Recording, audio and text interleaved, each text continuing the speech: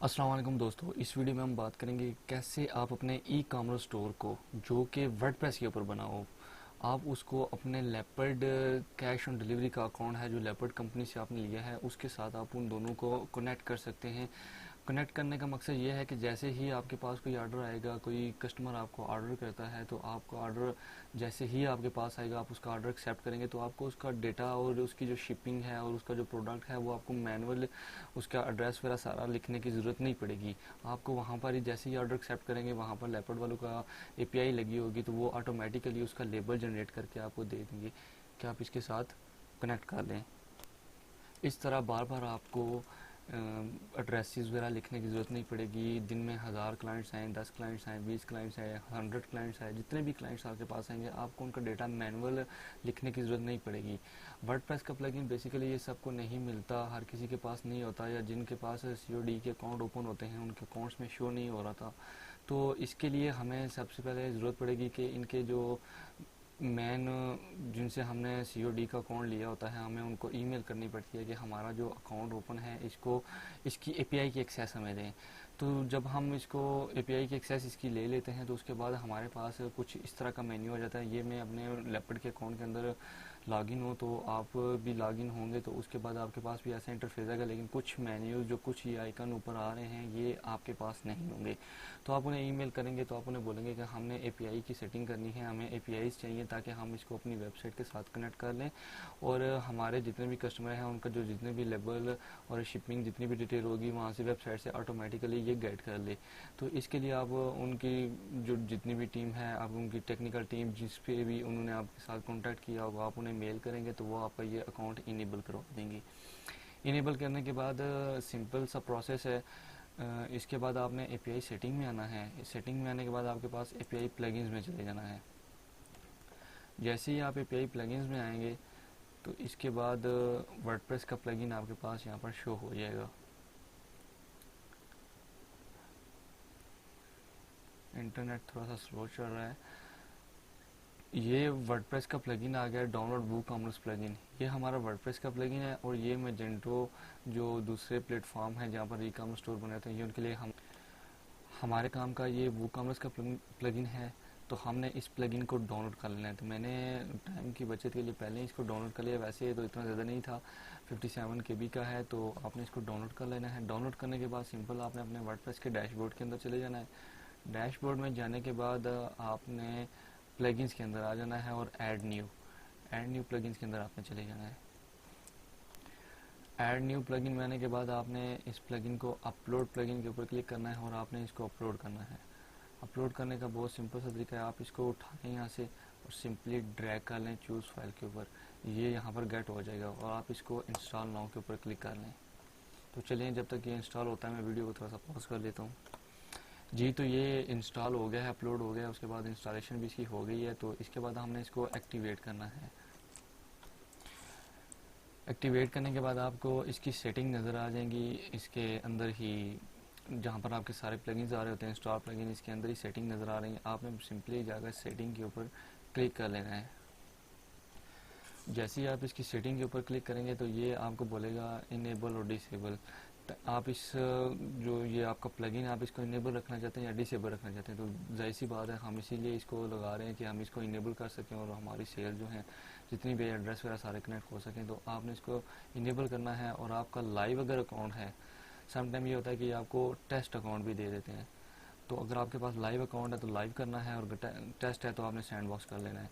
Live account है उसके बाद आपने एपीआई लिखनी है। ये एपीआई जो है आपने सिंपली आपने दोबारा लेपर्ड के डैशबोर्ड के अंदर चले जाना है, एपीआई सेटिंग में आना है और यहाँ पर आपके पास होगा एपीआई मैनेजमेंट। एपीआई मैनेजमेंट के अंदर आपने जाना है, आपको यहाँ से अपनी एपीआई जनरेट करनी है।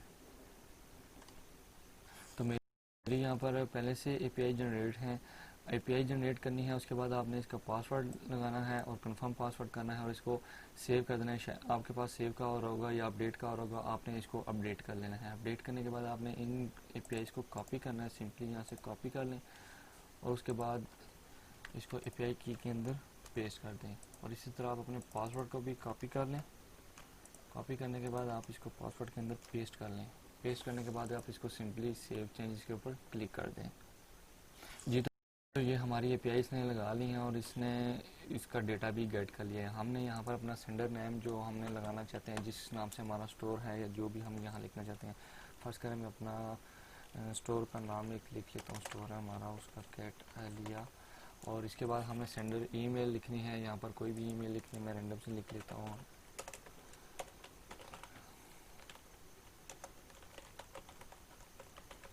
और सेंडर का एड्रेस यहाँ पर लिख लें। ये डिफ़ॉल्ट चीज़ें होती हैं जो उसके ऊपर आती हैं और इसको सेव चाहिए। यहाँ पर जो स्पेशल इंस्ट्रक्शंस हैं वो आप यहाँ लिख सकते हैं। हैंडल विद केयर हो गया, या डिलीवर बिफोर कॉल, जो आप वहाँ पर लिखते थे वही चीज़ ये लेबल के ऊपर प्रिंट होके आ जाएगी।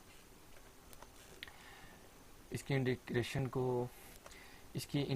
को डन करने के बाद आप सिंपली अपनी वेबसाइट पे चले जाएं और एक टेस्ट प्रोडक्ट ऐड करें। जैसे मैंने ये सिंपली सी प्रोडक्ट ऐड की हुई है, आपने इसको ऐड टू कार्ट करना है।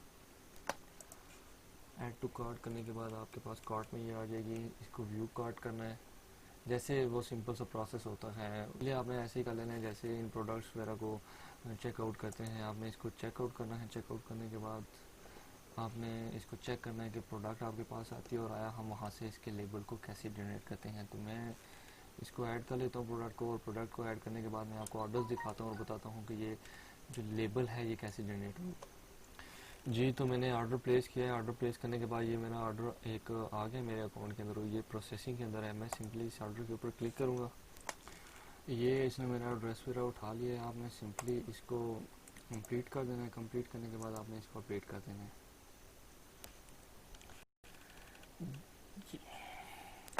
जी, तो दोस्तों उसके बाद जैसे ही आप ऑर्डर में आएंगे, ये स्टेटस कैंसिल ला के, जी, तो उसके बाद जैसे ही आप इस ऑर्डर में आएंगे, तो ऑर्डर में आने के बाद आपके पास ये देखें आ रहा है लेपर्ड डिटेल्स। लेपर्ड्स की डिटेल में जाना है, आपने यहाँ से क्रिएट शिपमेंट के ऊपर क्लिक करना है। जैसे ही आप इसके ऊपर क्लिक करेंगे तो ये बोलेगा कि डेस्टिनेशन सिटी कौन सा है। आपने यहाँ से डेस्टिनेशन सिटी दे देना है और ओवरनाइट लगा देना है। ठीक है, डेस्टिनेशन सिटी वो जो उसका मेन सिटी होगा वहाँ पर लगा देना, और आपने इसको सिंपली सबमिट कर देना है। जैसे ही आप इसको सबमिट करेंगे तो ये इसकी लेबलिंग जनरेट कर रहा है। थोड़ा सा टाइम लगाएगा ये। जी, तो देख सकते हैं आप, इसने ट्रैकिंग नंबर भी हमें दे दिया है और शिपिंग की डेट भी दे दिया है, कैंसिल भी कर रहा है, और ट्रैक शिप भी हम इसको कर सकते हैं कि हमने इसको कहाँ से ट्रैक करना है। उसके बाद सिंपली आपने क्या करना है, आपने इसकी जो स्लिप है जो मैन है, ये आपके पास नीचे आ रहा होगा leopard courier setting slip link. ठीक है, ये इसका लिंक है। आपने इसको कॉपी करना है। कॉपी करने के बाद नेक्स्ट टैब में चले जाना है। नेक्स्ट टैब में जाने के बाद आपने इसको पेस्ट कर देना है। सॉरी, कॉपी नहीं हुआ, राइट क्लिक, कॉपी और पेस्ट। पेस्ट करने के बाद आप इसमें इंटर प्रेस कर देना। ये आप इंटर प्रेस करेंगे तो ये थोड़ा सा टाइम लेगा लोड होने में, और जैसे ये लोड होगा तो आपको इसका लेबल जनरेट करके दिखा देगा। ये डेस्टिनेशन डाली थी, ठीक है। उसके बाद ये उसका एड्रेस और नंबर आ गया जो उसने वहाँ दिया हुआ था, जैसे एज अ रैंडम हमने लगाया था वहाँ पर, वो एड्रेस आ जाता है क्लाइंट का, और ये हमारा आ जाता है जिसकी तरफ से जा रहा होता है। और उसके बाद ये जहाँ पर जा रहा है डेस्टिनेशन सिटी आ गया, और ये सारी कुछ इसकी डिटेल जो हमने लगाई होती हैं, ये कैश ऑन डिलीवरी की अमाउंट हो गई, और ये जहाँ से जा रहा है, और हैंडल विद केयर वो जो मैंने आपको बताया था लगा हुआ है। अब हम चले जाते हैं लेपर्ड के डैशबोर्ड के अंदर। जैसे ही हमने डैशबोर्ड के अंदर जाना है, हमने इसको देखना है कि आया हमारा ये जो शिप है ये हो गई है या नहीं हुई, इसने जनरेट किया है, हमारी सेटिंग के अंदर आ रहा है या नहीं आ रहा। तो हमने क्या करना है, हमने इसको बुक पैकेट्स के अंदर आना है। बुक पैकेट्स के अंदर आने के बाद सॉरी मैनेज बुकिंग के अंदर आने के बाद हमने चले जाना है मैनेज बुक पैकेट्स के अंदर।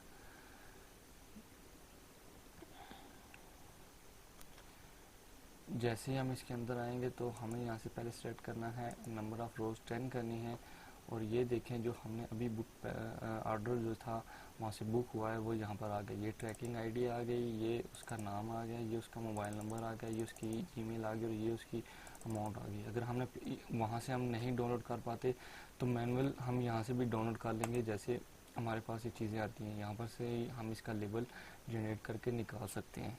जैसे ही हम इसके ऊपर क्लिक करेंगे हमारे पास लेबल आ जाए। बाकी सेम इसकी डिटेल्स हैं, जो लोड शीट्स होती हैं और जितने भी ऑर्डर्स की और जो वो होती हैं वो हमने यहीं से करनी होती हैं, वो वहाँ पर उसका कोई डेटा नहीं आता, बस इन चीज़ों का डेटा हमारे पास यहाँ आता है। अगर आपको वीडियो अच्छी लगी है तो हमारे चैनल को लाइक और सब्सक्राइब कर दें ताकि हम मज़ीद इस तरह की अच्छी वीडियोज़ आपके लिए लाते रहें।